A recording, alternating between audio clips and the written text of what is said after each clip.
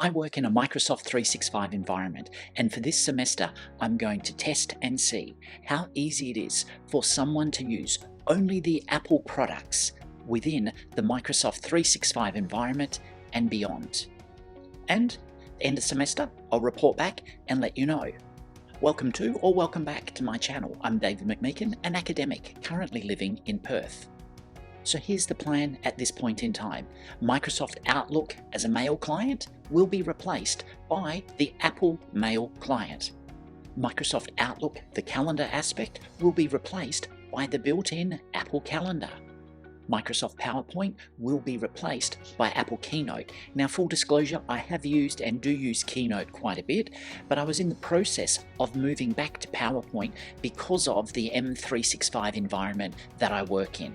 Microsoft Word will be replaced by Apple Pages. Now, this is going to mean a lot of exporting for me because all of my colleagues use Microsoft Word, so I'm going to have to start off in Pages and export to Word, and when I get a Word document, I'm going to have to open it in Pages, operate in Pages, and re-export to Word. So that's going to be a really interesting one, of which I'm probably going to find myself making some keyboard shortcuts to do that automatically for me. Now, the most interesting one is probably this one, the replacement of Microsoft Excel with Apple Numbers. I haven't used Numbers very much at all, so this will be really interesting. We do function a lot in spreadsheets where I work, and hence using Numbers with these spreadsheets. Let's see how it goes. From a task management perspective, I haven't really used Microsoft To Do, so I'm going to be using, in this case, Apple Reminders, which again, I haven't been using, but I'll use it for this semester, so it's not really a replacement for To Do, but we'll see how it pans out in this environment.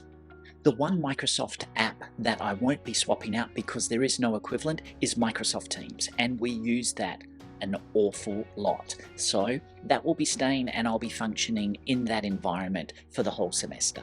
Within this experiment of sticking to apps, because that's really what it is, it's sticking to one app and seeing how it goes, I'm going to be using Apple Freeform for all of my things like iPad writing, scribbling notes down. That's all going to be done within Freeform. For quick notes, I'm going to switch over from Drafts to Apple Notes and see how that goes. Just with all the quick notes I take in little bits to remind myself here and there, that'll be done in Notes. When it comes to reading academic papers, Apple Books will be my choice for this semester. I'll be uploading all of the PDFs that I need to be reading into Apple Books and be functioning out of that, writing notes, adding to them, deducting from it, and all of that kind of stuff will happen within Books. The fun thing is, I'm really going to be taking my own advice, because if you go back to some previous videos, I have recommended and encouraged people pick an app and stick with it.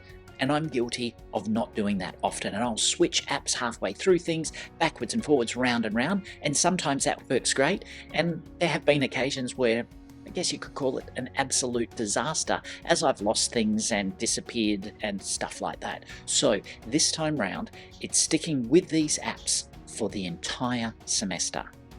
By the end of semester, I should have a good understanding as to how possible is it for an Apple user to function and work really seamlessly and smoothly in a Microsoft 365 environment. Well, I'll be back in a couple of months with an update to this video as to what was my experience as an Apple user functioning with the Apple products in a Microsoft 365 environment. I'm David McMeekin, Kendany eBuck.